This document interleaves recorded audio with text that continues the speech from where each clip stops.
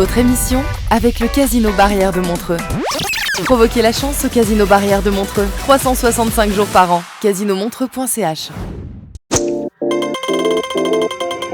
C'est quoi votre truc ?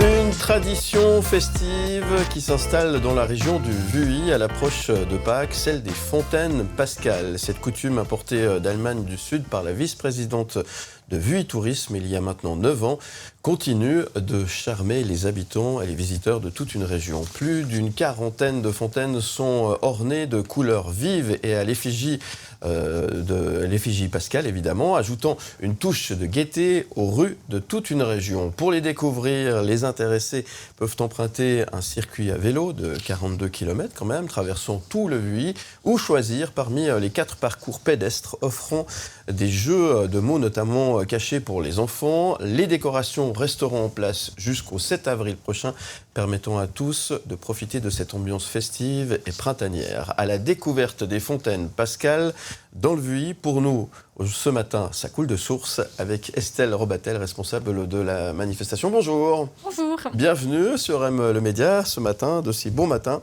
pour nous parler de ces belles fontaines et de cette idée plutôt originale.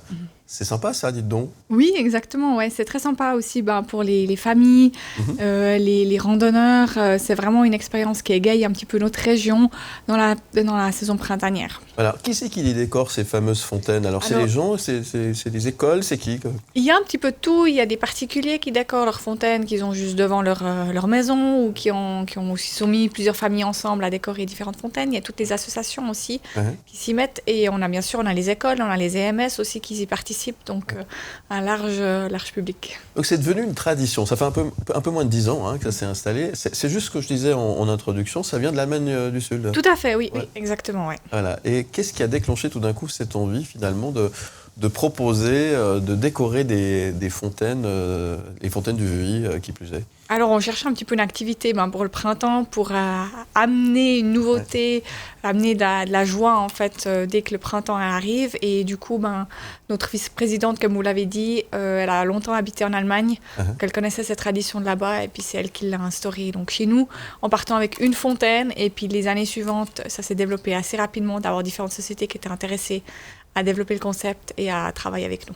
Et il y en a beaucoup de ces fontaines dans la région. Oui, il y en a une quarantaine qui sont décorées chaque année. Donc actuellement, entre Vuilly-les-Lacs, Vuilly, Fribourgeois et Cudrefin.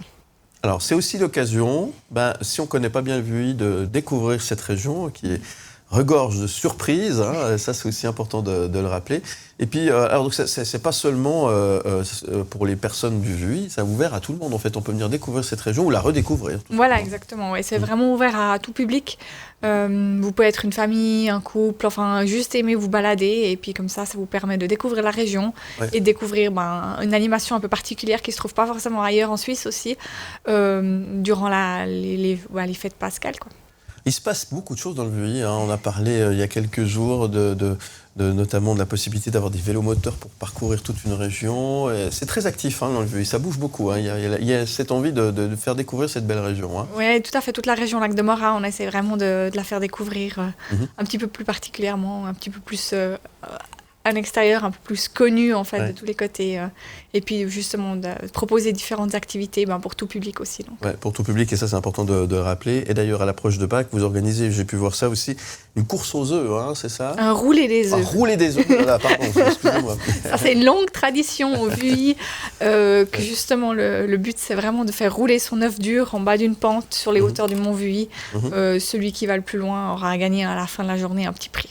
Alors là aussi c'est ouvert à tout le monde, mais il faut s'inscrire, j'imagine. Non, il n'y a pas besoin de s'inscrire. On peut comme ça, sans problème. Voilà, il faut juste prendre ses œufs durs avec. C'est la seule chose qu'il faut prendre avec. Et puis vous pouvez venir, c'est convivial, un petit apéritif est servi. Et puis vous pouvez essayer de rouler l'œuf le plus loin. Bon, c'est sympa. Il manque que le soleil. Enfin, le soleil devrait être là ce week-end. On espère. En tous les cas, donc c'est la seule chose qu'on ne peut pas prévoir.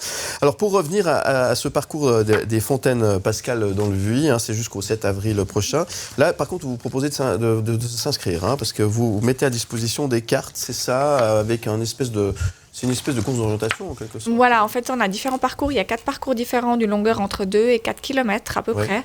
Et ils peuvent les découvrir à pied. Et puis, auprès de chaque fontaine, vous avez un mot mystère aussi pour les enfants qui leur permet d'avoir une phrase, qui leur permet aussi d'après avoir un petit cadeau à la fin de la journée, qui peut venir chercher à l'Office du tourisme.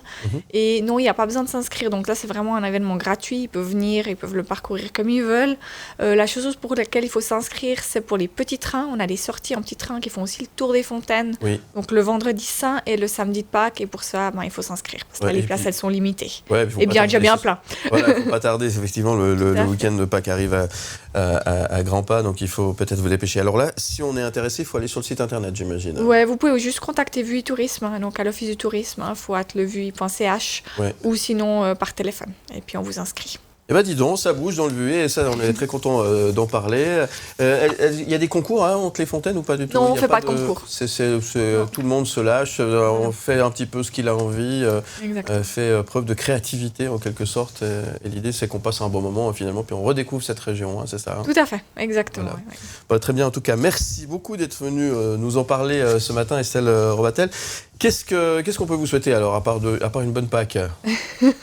Que la tradition, elle perpétue encore quelques années et puis Ouais. qu'on puisse bien fêter les 10 ans des Fontaines Pascales l'année prochaine. Voilà. Il y aura quelque chose de particulier pour la 10e Il y aura quelque chose, on ne sait encore pas exactement, on va pas trop vous dévoiler, on a quelques idées, mais à Bon, réfléchir. ok, on va pas en dévoiler, mais par contre, vous faites une promesse, vous viendrez en parler ici. Avec grand plaisir, On alors. fait ça comme ça? On fait ça comme ça. Merci beaucoup en tous les cas. Puis le site VUI Tourisme vous permet d'en savoir un petit peu plus. On vous souhaite une belle journée. Ah ouais. Donc j'ai une attache pour nos voisins romains. On appelle ça l'escroquerie, c'est mon métier. Je suis en bonne compagnie avec ça. Je suis Comore, vendeur de drogue. Philippe Morax qui arrive dans votre grève. C'est ce... Ça va donné de la peine. Presque me faire oublier qu'il est 7h. L'invité du matin. La plateforme 10 qui réunit 3 musées majeurs à Lausanne, le musée cantonal des beaux-arts de Lausanne, le MCBA, le musée cantonal de design et d'art appliqué contemporain, le MUDAC, et Photo Élysée, le musée cantonal pour la photographie, a battu tous les records de fréquentation en 2023 avec 330 000 visiteurs lors de sa première année complète d'exploitation.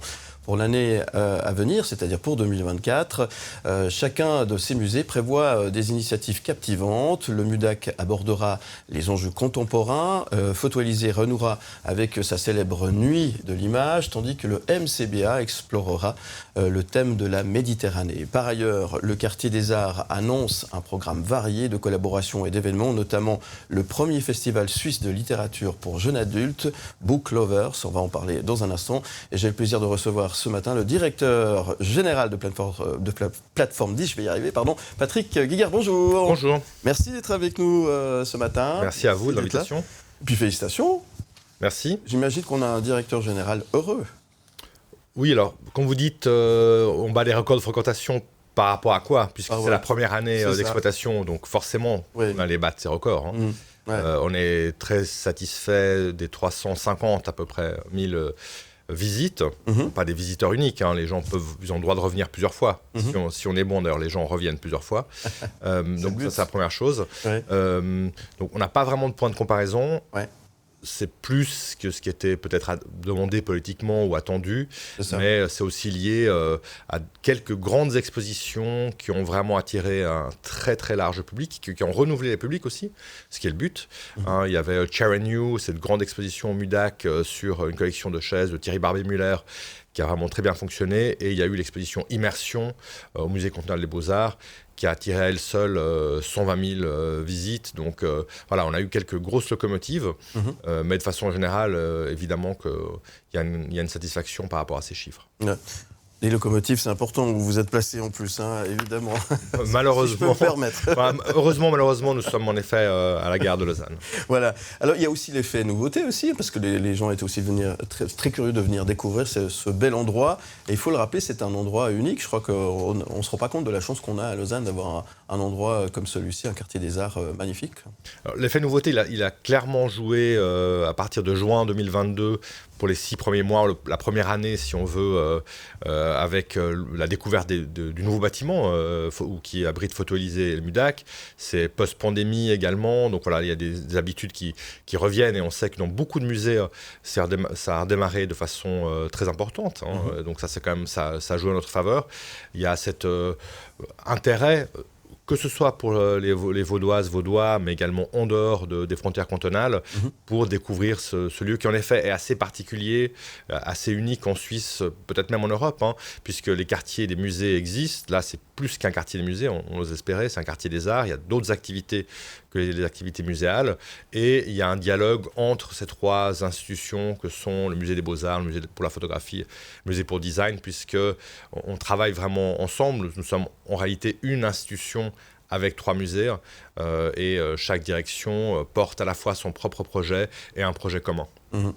Alors, cet endroit va réserver quelques surprises. Pour 2024, j'imagine que du coup, la barre est haute, hein, vu que 2023 s'est bien déroulé. Donc voilà, mais vous n'êtes pas inquiet. Il y a plein de choses qui sont en train de se mettre en place. Des collaborations aussi, on va en parler. Et puis, je le disais il y a quelques instants, notamment cette exposition suisse sur la littérature jeune adulte, Book Lovers. De quoi s'agit-il exactement ? Alors, on lance une série, il y a des événements sur lesquels on travaille depuis 2 ans, que l'on relance chaque année, comme le partenariat avec BDFIL. BDFIL commence bientôt, début avril. Il sera en grande partie sur le site de Plateforme 10. Il y a les partenariats avec le Festival de la Cité, des arts vivants. Là, on est dans le programme commun en ce moment avec le Théâtre de Vidi, Sévelin 36 et l'Arsenic. Et il y a des projets que l'on porte seul. Vous avez mentionné à Nuit des images de Photo-Élysée, qui revient, qui était avant dans le parc de l'Élysée, qui maintenant est à Plateforme 10. Et parmi les événements que l'on lance, il y a également ce projet Book Lovers, qui est destiné aux jeunes adultes. Il y a toute une catégorie. On pense que les adolescents ne lisent pas, c'est totalement faux. Ouais. C'est d'ailleurs la catégorie qui lit le plus aujourd'hui, qui consomme le plus de littérature, à tel point qu'il y a ce label Young Adult, en bon français, qui a été créé par les éditeurs et les libraires, où les adolescentes, les adolescents trouvent leur compte dans ce qu'on appelle la New Romance, dans les dystopies, dans plein de projets très différents. Et nous, on a vraiment envie de mettre en valeur cette littérature et de faire venir aussi ce public pour lequel tout le monde se bat, c'est un public quand même assez difficile à faire venir dans des événements que les adolescentes et les adolescents, pour leur faire découvrir après autre chose que la littérature. Donc on les fait venir pour la littérature, on invite un grand nombre d'auteurs dont vous et moi n'avons jamais entendu parler sans doute, mais qui sont des stars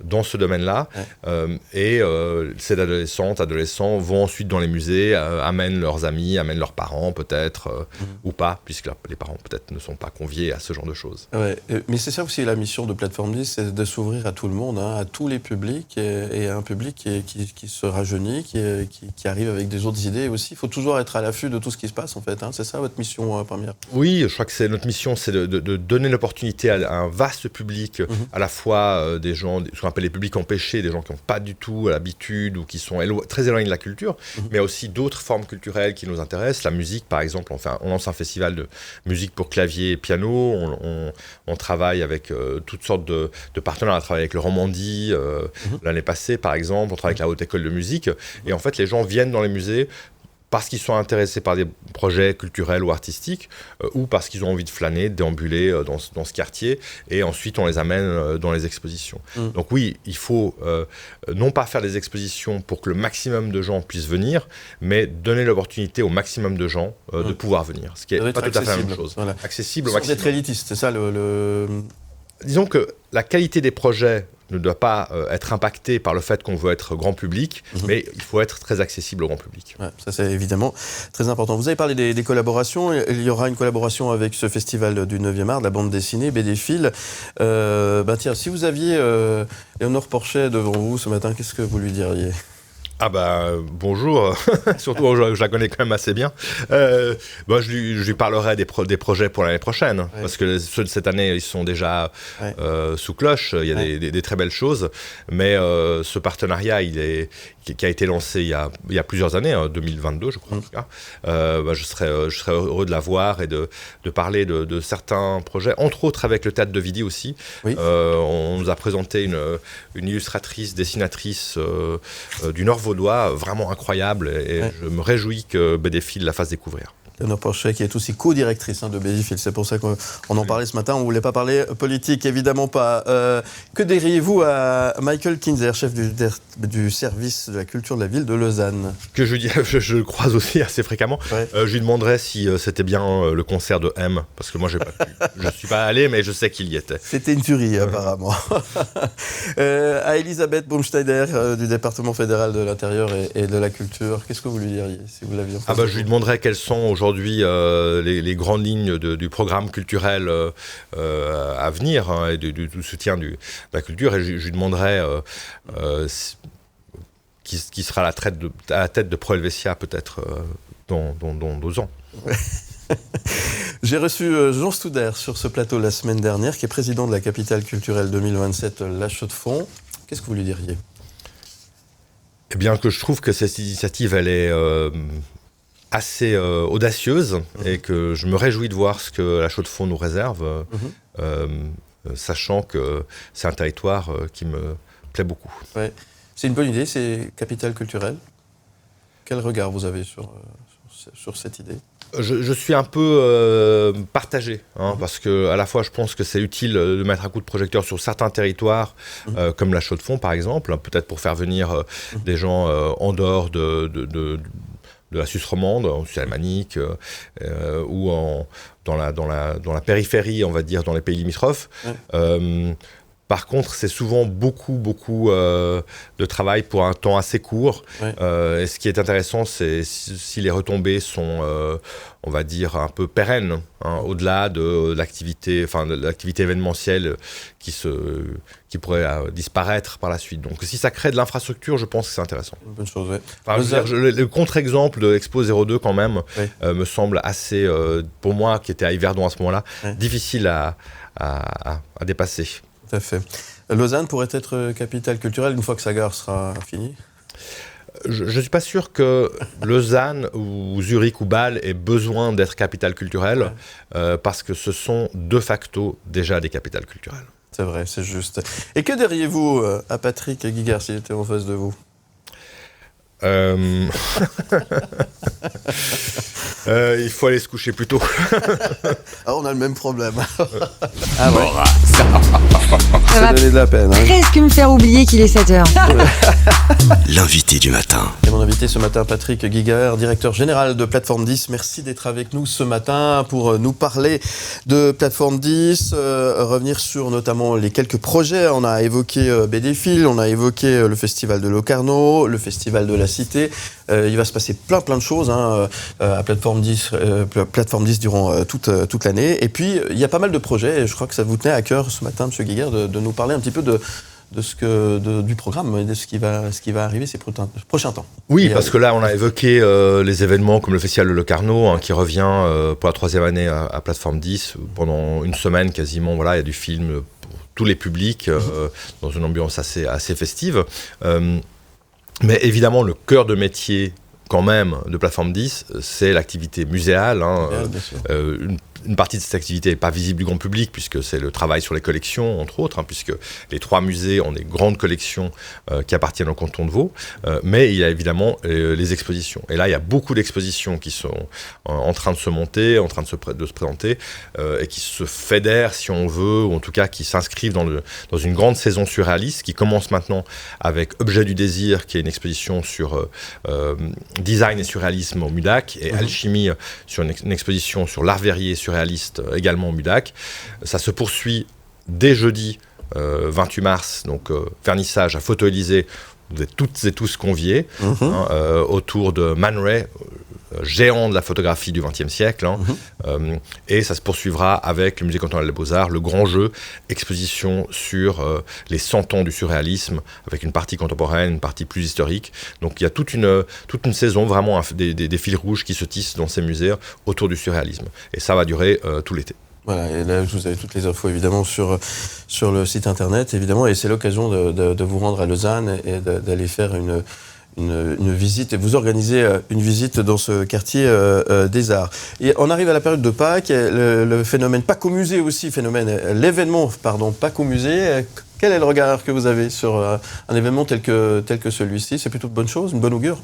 Oui, Pâques au musée, c'est comme la Nuit des musées ou d'autres initiatives qui sont plutôt liées à la médiation et qui créent un lien privilégié entre le public et le musée. C'est-à-dire qu'on trouve à la fois des activités type événementielles telles qu'on les a décrites là, mais également on trouve là, dans Pâques au musée, il y a des ateliers, il y a des rencontres, il y a toutes sortes d'activités qui permettent peut-être à un public plus diversifié de s'approprier de façon différente les propositions qui sont habituellement entre nos murs, quoi. Donc voilà, on crée des ponts, des passerelles pour que ces publics-là qui ont peut-être qui pensent pas forcément au musée comme lieu de divertissement ou d'activité pour les plus jeunes puissent se rapprocher de nous. Créer l'événement un petit peu, c'est ça, pour pouvoir justement alors c'est sûr qu'aujourd'hui prendre la main les gens pour qu'ils c'est sûr qu'aujourd'hui on n'est plus dans une perspective où les musées simplement posent une exposition et attendent que les gens viennent. Il faut évidemment communiquer ces projets, mais il faut créer des temps forts pour qu'il y ait une expérience un peu particulière qui soit proposée au public, et Pâques au musée, c'est l'une de ces expériences. Merci d'être avec nous, Patrick Guiguer. Il est temps de passer à la rafale de questions. C'est 1 minute. Il faut essayer de répondre le plus 1 minute par question. Ah non, pas 1 minute par question. Vous avez 1 minute pour répondre à plein de questions. Plus vous répondez vite, plus il y a de questions. Et ça va un petit peu dans tous les sens, mais c'est que tout est sympathique. Il n'y a pas de souci. Vous êtes prêts? On y va? Allez, c'est parti. 7h27. La rafale de questions. Monsieur Guiguer, quel est le dernier spectacle auquel vous avez assisté? Le spectacle de Rimini Protocol, Ceci n'est pas une ambassade, Made in Taiwan, à Vidi. C'est bien? Excellent, il faut aller voir. Qu'est-ce qui vous plaît le plus à Lausanne? Les perspectives paysagères. Quel serait le meilleur cadeau que vous pourriez recevoir? Une bouteille de whisky taïwanais. Décrivez-nous un de vos talents cachés. Je n'ai aucun talent. Oh, de quel sujet pourriez-vous parler pendant des heures? De plateforme 10. Ah bah oui. Qu'est-ce qui vous a rendu fier récemment? Ma fille, toujours. Quelle résolution avez-vous prise pour cette année 2024? La simplification. La Chaux de Fonds Capitale Culturelle 2027, c'est bien, je vous ai déjà posé la question. C'est très bien. Quel est le dernier film que vous avez vu au cinéma? Un film pour enfants. Un film pour enfants? Vous voulez pas nous dire le titre? Non. Ah, c'était Labyrinthe avec David Bowie. Ah oui, bien. C'était malheureusement en VO, donc ma fille était mécontente.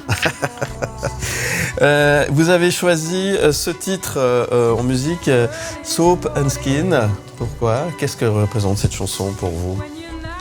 Alors, Soap and Skin, c'est une artiste que j'aime bien. C'est pas mon artiste préféré, mais il y a probablement un projet avec elle ici à Lausanne, autour de Plateforme 10, dans les mois à venir.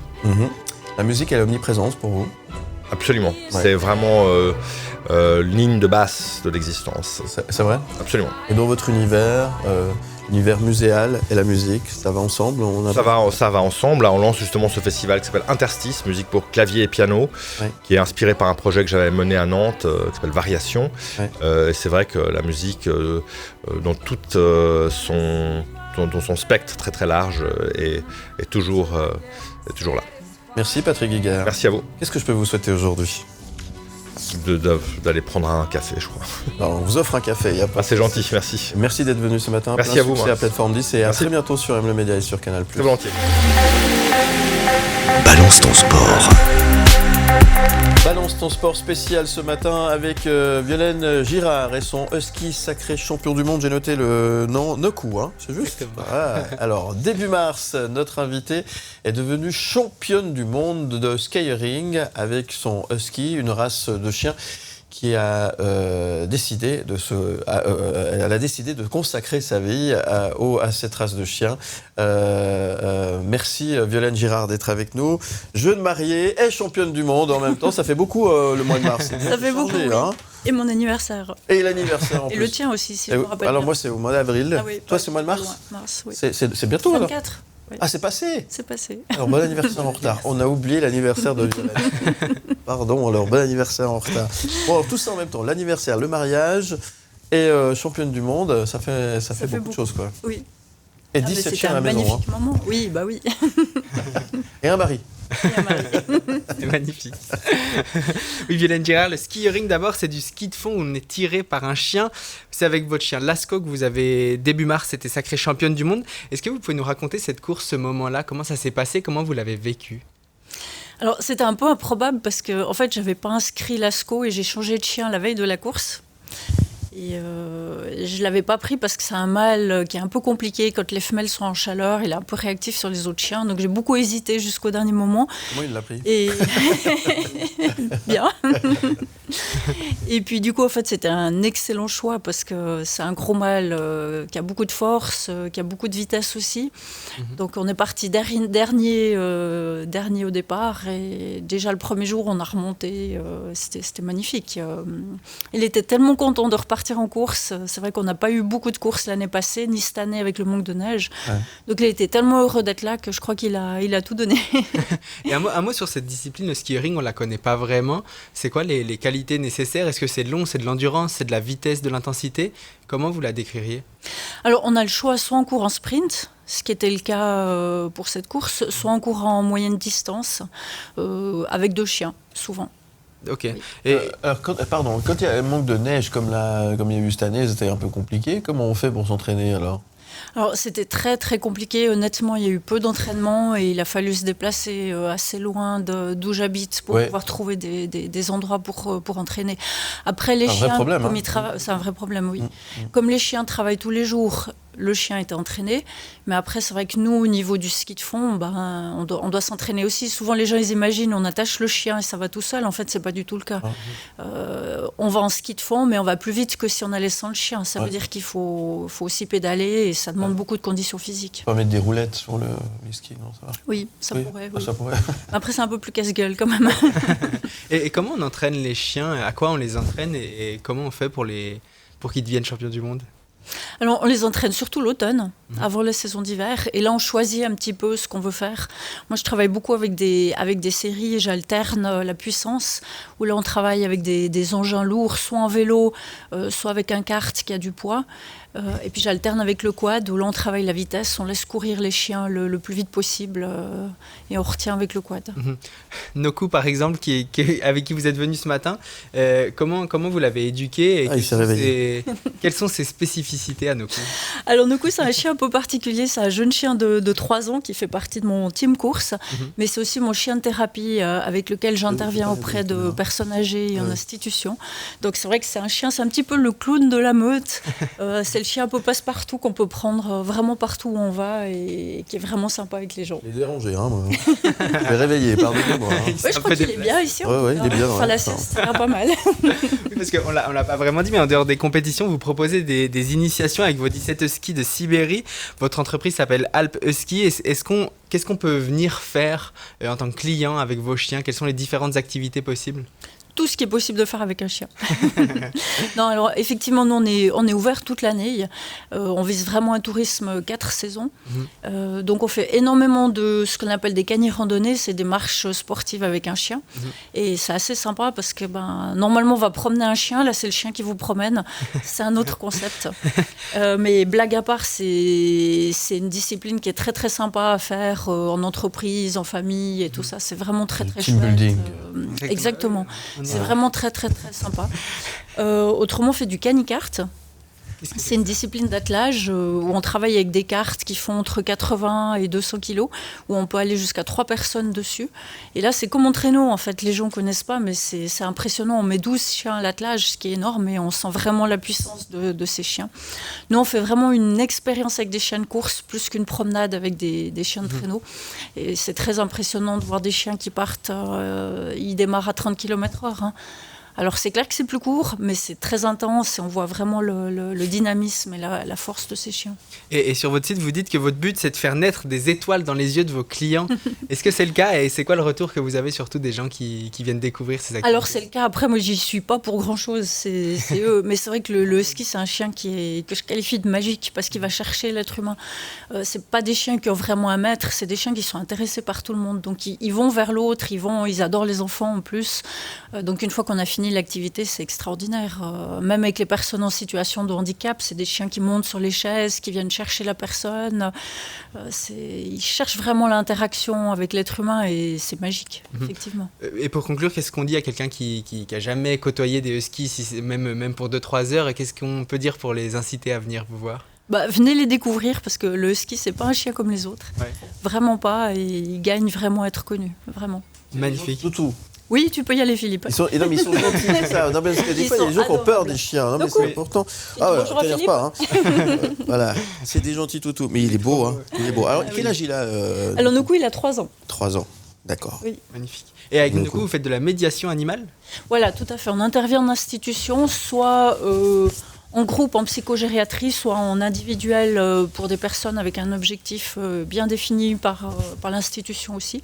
Et c'est quelque chose de très très riche et c'est fabuleux quand on voit une personne qui a par exemple la maladie d'Alzheimer, qui au bout de quelques séances, elle ne se rappelle pas de mon nom, mais elle reconnaît le chien, elle sait qu'elle l'a déjà vu, ça aide à fixer des choses et c'est extraordinaire, c'est magnifique. Magnifique. À quoi ressemble une journée de Violaine? Parce que 10 chiens à la maison, non mais ça doit être une journée impressionnante. À quoi ça ressemble une journée Il faut beaucoup d'organisation. Ouais, je pense. Ouais. C'est-à-dire qu'on se lève, on se lève quand les chiens se lèvent, alors ça dépend un petit peu de la saison. Hein.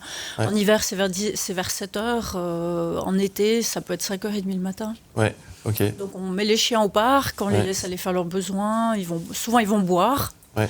Et la plupart du temps, on les charge directement et on part travailler. Ouais. Ou à l'entraînement s'il n'y a pas de clients. Okay. Et puis après, on les ramène à la maison, on nettoie les parcs. Ouais. Parce que 17 chiens, c'est...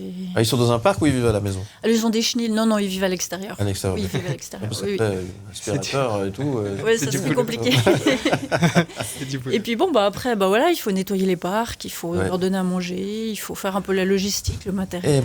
C'est pas si simple que ça. Non. Il y a du travail, mais c'est chouette. C'est beau de vivre de sa passion. Heureuse. Oui. Non, c'est le plus important. Qu'est-ce qu'on peut souhaiter à Violaine? Il faut que j'apprenne à dire Girard maintenant. Oui, moi aussi, je dois m'y habituer.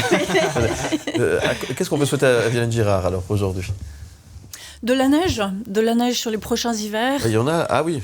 Là, elle arrive un peu tard cette année. Là, Cette année, c'était très compliqué. La neige était vraiment seulement en haute altitude et c'est compliqué avec les chiens de traîneau d'y monter, donc c'est pas simple. Et puis voilà, que les gens viennent découvrir cette activité hors saison d'hiver, parce que les chiens de traîneau, c'est pas que l'hiver, c'est de moins en moins l'hiver. Ouais. Donc venez découvrir cette activité entre saisons, c'est magnifique. Bravo en tout cas, et vraiment félicitations, championne du monde. C'est magnifique. Et pour plus d'infos, on peut aller sur votre site, alp-husky.ch, où on peut découvrir le portrait de tous vos chiens et on peut réserver des activités également pour aller découvrir tout ça plus concrètement. Merci beaucoup d'être venu ce matin. Avec plaisir, merci beaucoup. À bientôt, Violaine Girard. À bientôt. Mardi Cinéma. Avec Thomas Lécuyer. Moteur, ça tourne. Bonjour Thomas Lécuyer. Bonjour Philippe. Comment il va Thomas Lécuyer? Il a l'air tout reposé, tout bien. Oui, c'est des effets spéciaux. Ah très bien. On va parler cinéma évidemment comme chaque mardi. Stéphane Brisé et Léa Todorov à l'honneur ce matin dans Mardi Cinéma. On va parler également des news cinéma, c'est les news 7e art, on va appeler ça comme ça. Et puis les sorties de la semaine, les films que vous aurez l'occasion de pouvoir retrouver dès demain dans les salles obscures. On n'oublie n'oublie pas le top flop également. Et on commence par les news avec... Et oui, des news avec des comebacks inattendus. Le premier comeback, celui-là on l'attend un peu, c'est le 7e film de la saga Aliens, initié par Ridley Scott il y a 45 ans, en 1979, ça ne nous rajeunit pas. Et bien, ce 7e volet vient de se dévoiler dans une première bande-annonce plutôt réussie. Et la bonne nouvelle, c'est que les deux compères Ridley Scott et Sir James Cameron, qui ont initié, c'est les patrons un peu de cette saga Alien, ont dit avoir adoré le film qui est réalisé par Fede Alvarez. Alors Fede Alvarez, c'est pas un débutant en termes de cinéma de genre et d'action, il a déjà signé une belle reprise d'Evil Dead, le classique de l'horreur, en 2013.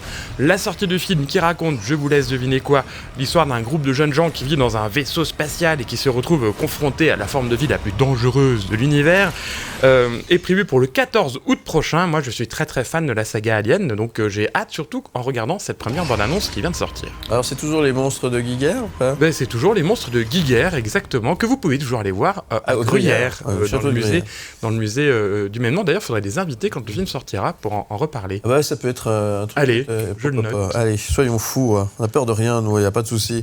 Beetlejuice est de retour. Et également. Oui, on peut se réjouir aussi du retour de Beetlejuice. La comédie horrifique signée Tim Burton est sortie en 1988 et aura droit à une suite qui va sortir en 2024, en septembre 2024 pour être précis. Alors quand on sait que le casting original est de nouveau au rendez-vous avec notamment Michael Keaton totalement fou dans la peau de Beetlejuice, Catherine O'Hara et Winona Ryder, et qu'on sait aussi que Tim Burton est toujours aux commandes, on ne peut aussi que se réjouir. Le réalisateur culte a annoncé en plus avoir refusé d'avoir recours aux effets numériques pour garder la patte un peu artisanale qui avait fait le charme de son premier film et choisir le stop motion, donc l'image par image plutôt que les effets spéciaux par ordinateur. L'intelligence artistique. Beetlejuice, exactement, c'est joliment dit. Beetlejuice sortira en septembre prochain et Michael Keaton a toujours l'air aussi déjanté comme on peut l'apercevoir dans la bande-annonce qui vient aussi de sortir.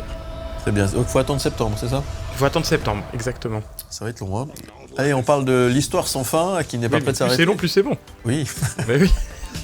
On parle de l'histoire sans fin maintenant.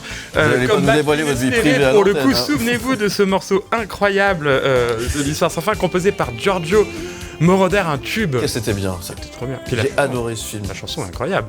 Incroyable. Eh bien, figurez-vous que le studio Siso, à l'origine notamment du Discours d'un roi ou du western Jane Campion, The Power of the Dog, vient d'annoncer mettre en développement plusieurs suites au livre original signé Michael N2. Alors, Atreus, c'est l'espèce de chien dragon qui vole dans le ciel. On ne sait pas s'il sera de retour. Tout ce qu'on sait, c'est que Bastien, le petit garçon de 10 ans, qui peut pénétrer dans un monde merveilleux en lisant un livre au fond d'une bibliothèque, sera bientôt de retour. 3 ou 4 films sont en développement autour de cet univers fabuleux qui a marqué des générations entières, dont nous, on peut dire qu'on a adoré ça. Hein. Oui, ça nous rajeunit un peu, là, c'est cool. Non, c'était terrible ce film. C'était incroyable. Ouais. Et la musique est super. Giorgio Moroder est encore derrière ce morceau. Elle met les poils au garde à vous, comme on dit. Non, mais c'est vrai. Oui. Effectivement. Donc, voilà, il y a des choses à venir, 3 films en développement en tout cas. Alors, c'est pas con encore. Enfin, non, alors là, il va falloir les tourner maintenant. D'accord. Mais c'est une belle nouvelle, c'est un scoop. Oui, ça fait du bien, les scoops. On adore ça, les scoops, le mardi matin avec Thomas Lécuyer. Allez, on passe aux sorties de la semaine. Attention, ces films sortent demain dans les salles obscures. Vous aurez l'occasion d'aller au cinéma, vous faire plaisir. Et on commence avec Kung Fu Panda 4, ça ne s'arrête jamais aussi. C'est aussi un comeback, sans fin, le comeback de Po, notre panda préféré, le guerrier dragon qui a combattu tous les maîtres du mal les plus redoutables, a gravi une par une les marches de la sagesse pour être nommé chef spirituel de la vallée de la paix. Alors ça pose quelques problèmes évidents parce que Po, il n'est pas vraiment spirituel, il est plus gourmand que spirituel, il pense qu'à s'amuser et qu'à manger. Et puis surtout, maintenant il va falloir trouver un remplaçant en tant que guerrier dragon. Ça lui donne 2 défis à relever, ce pauvre Po, et en plus de ça, une nouvelle méchante débarque. Elle a les traits d'un lézard, c'est une sorcière, elle s'appelle Caméléon. Alors Caméléon, sa particularité, c'est qu'elle peut se transformer en n'importe quelle créature, de n'importe quelle taille et de n'importe quelle puissance. Autant dire que le pauvre Po va avoir du mal à en découdre avec cette nouvelle méchante. Ça sort demain avec Manu Payet qui fait la voix de Po, comme tous les autres numéros. C'est bien ou c'est pas bien? C'est bien, c'est toujours bien. C'est un bon cinéma à aller voir en famille. Très bien, et ça tombe bien, disons. Le hasard fait bien les choses, c'est les vacances. Je me demande s'ils n'ont pas fait exprès. Pas mal, c'est bien, très bien. Kung Fu Panda, donc 4 dès demain dans les salles obscures. Oui, à découvrir aussi demain en salle. Pour un public plus averti, on va éviter d'y aller en famille. C'est Green Border, un drame polonais d'Agnieszka Holland, la réalisatrice du poignant L'ombre de Staline en 2020. Alors c'est l'histoire d'une famille syrienne qui a fui la guerre et qui entreprend un épouvant périple pour rejoindre la Suède. Elle se retrouve coincée à la porte d'entrée de l'Europe entre le Bélarus et la Pologne, embourbée avec des dizaines d'autres familles dans une zone marécageuse, à la merci de militaires aux méthodes violentes, et réalise peu à peu en fait que ce sont les otages d'une situation qui les dépasse, où chacun, les gardes-frontières, les activistes humanitaires, la population locale, tente de tirer son épingle du jeu et de jouer sa propre partition, un drame en noir et blanc particulièrement poignant.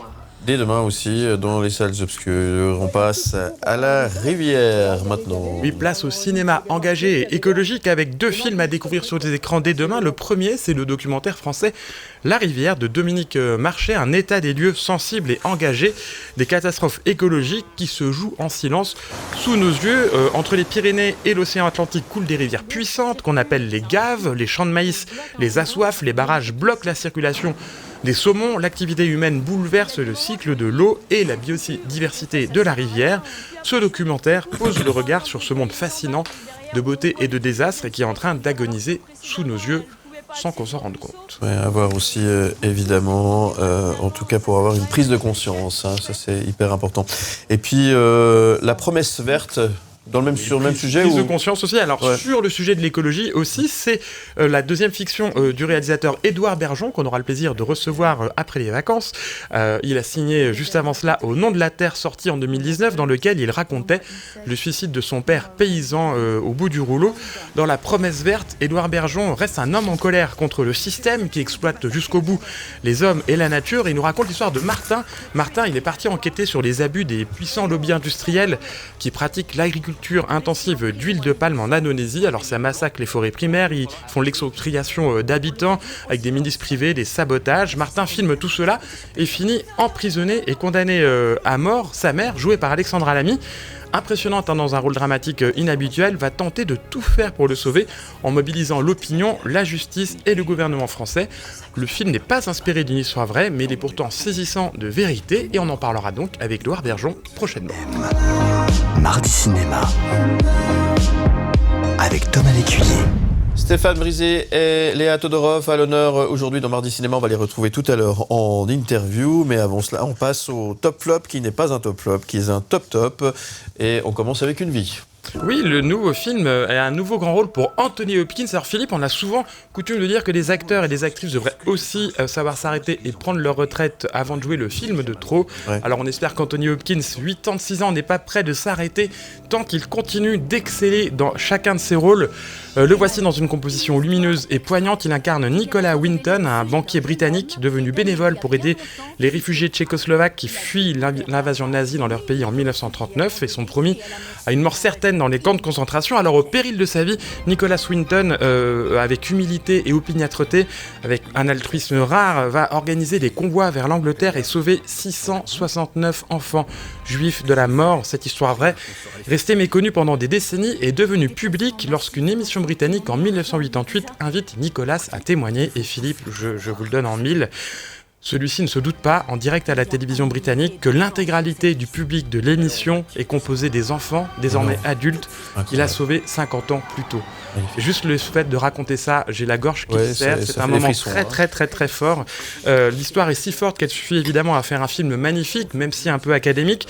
Et Anthony Hopkins, il incarne avec beaucoup de justesse, beaucoup d'humilité, beaucoup de beauté cette figure méconnue et inspirante dans ces temps où le bruit de la guerre résonne de plus en plus fort dans le monde. Ça fait du bien d'aller voir des films comme ça s'appelle Une vie, et ça montre que l'humanité et l'altruisme restent les valeurs à cultiver, les valeurs principales, et que chacun et chacune peut faire un petit quelque chose ou un grand quelque chose pour que le monde aille mieux. C'est un top et c'est à voir dès demain dans les salles obscures. Pas de flop cette semaine, mais un deuxième top. Et ce deuxième top s'intitule La Nouvelle Femme. Oui, c'est le premier film de Léa Todorov que nous accueillerons tout à l'heure en invité, en dressant le portrait de Maria Montessori, la créatrice de la fameuse méthode pédagogique du même nom. La réalisatrice livre un premier film engagé, féministe, sensible et lumineux. Alors, plus que la création d'une nouvelle méthode pédagogique, le film relate bel et bien, comme son titre l'indique, l'avènement d'une nouvelle femme qui va bousculer toutes les conventions familiales, sociales, professionnelles, scientifiques pour défendre ses droits, ses convictions, sa carrière, sa famille et ses théories.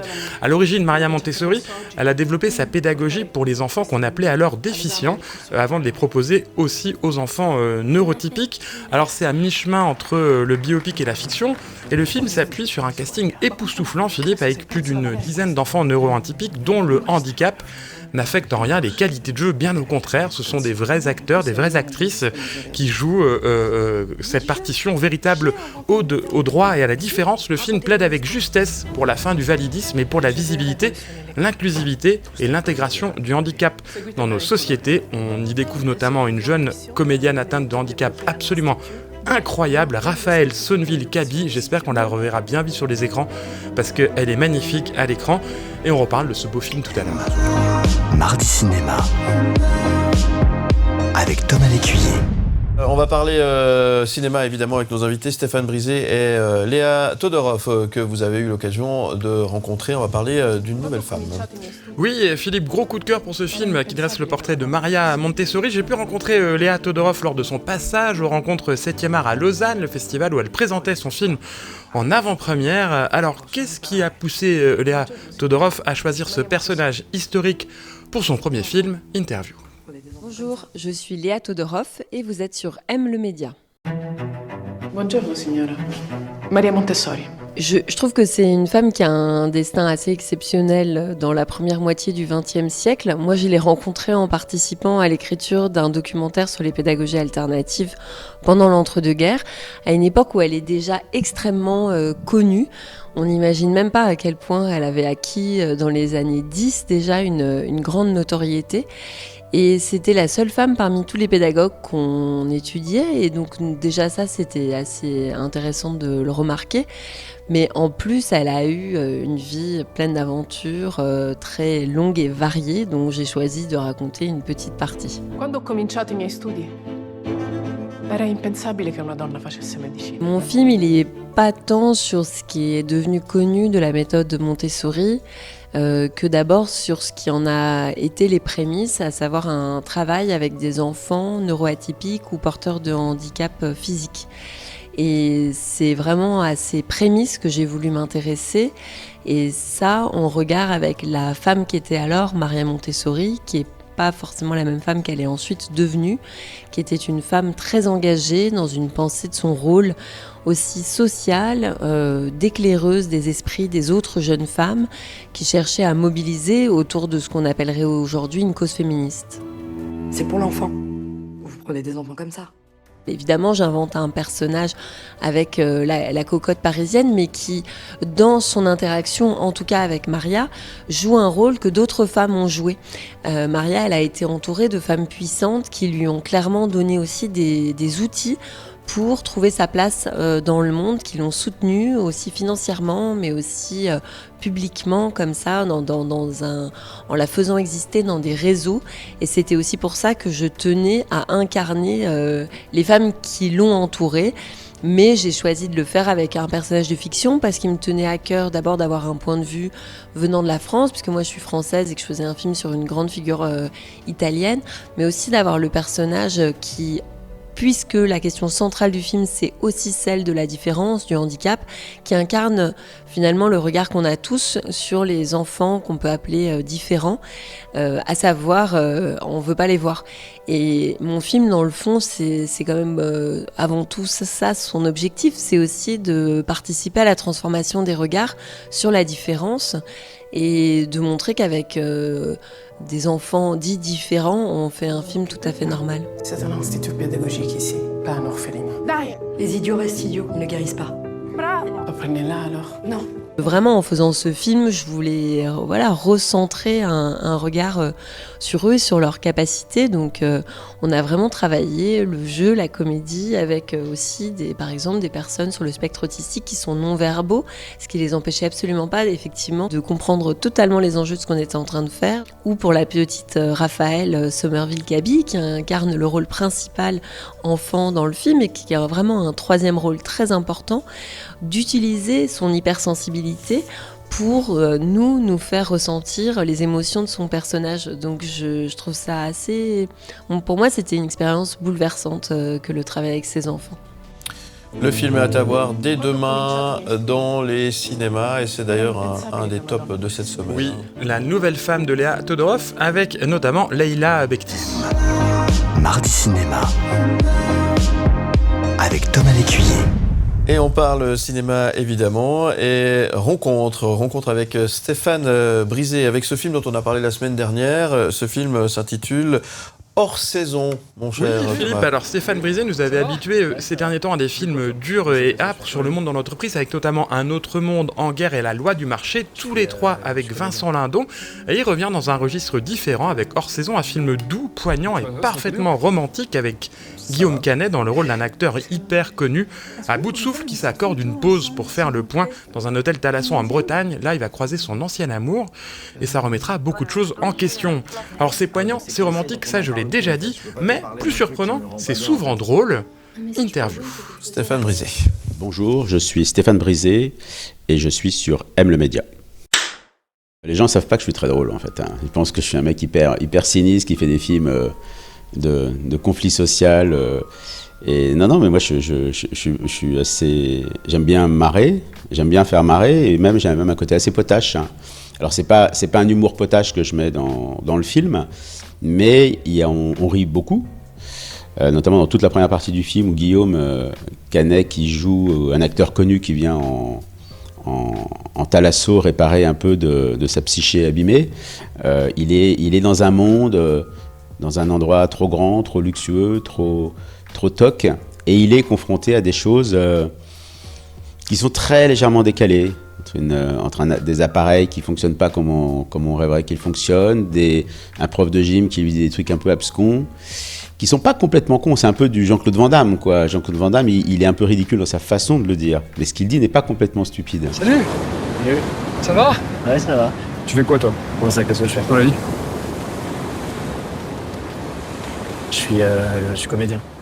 J'ai fait des films avant La loi du marché qui mettaient en scène le couple, la famille, les rapports compliqués entre un fils et sa mère, entre une fille et son père. Enfin, tout ça, je l'ai beaucoup creusé. Il y a eu 5 films avant La loi du marché. C'est vrai que La loi du marché, En guerre, un autre monde, c'est des films qui ont pris... alors c'est super, ils ont été beaucoup vus, il y a eu pas mal de succès pour ces films. La problématique de ces personnages vient de la brutalité du monde. Là, mes personnages ne vont pas forcément super bien, parce qu'on fait des films avec des trains qui arrivent en retard, pas des trains qui arrivent à l'heure. Donc ils vont pas très bien, mais leur problématique est totalement intime, elle n'est pas liée à la brutalité du monde. Tu vas se mettre dur? Ça va. Est-ce qu'on pourrait faire une petite photo ensemble, s'il vous plaît? Une deuxième? Pour jouer quelqu'un de connu, il me fallait quelqu'un de connu, donc il y en a d'autres évidemment. Mais il y a quelque chose chez Guillaume Canet qui me touche beaucoup, c'est sa mélancolie. C'est quelqu'un qui est pourtant très vanneur, très drôle. Et c'est d'ailleurs toute cette panoplie de choses qu'il a réussi à mettre en place pour masquer une vraie grande mélancolie, quasiment de la tristesse même. D'ailleurs, c'est même pas quasiment parce qu'il dit lui-même dans les interviews, je suis né triste. Alors moi je dis je suis né mélancolique. Et puis c'est ce qu'on met autour pour masquer ça, pour être socialement un peu pas trop plombant pour le reste des gens. Il fait partie de ces gens, comme Albar Horvarer, qui sont passionnants à regarder. Vous mettez la caméra, puis après vous écrivez une histoire, mais c'est des gens passionnants à regarder. Allô? Allô, Alice? J'étais pas sûre de te contacter. Non, je suis très heureux. Il y a quelque chose, évidemment, hors saison, de complètement éteint. Les rues sont vides, les rideaux sont tirés. Bon, je trouve que c'est infiniment poétique. Je rêvais depuis longtemps de le filmer. Mais en même temps, la mer, elle cogne, quoi. Et donc, il y a un décalage énorme entre quelque chose de complètement endormi. Il s'est passé quelque chose avant dans cette ville, il se passera quelque chose après, mais pendant quelques mois, tout retient sa respiration, ou tout reprend son souffle.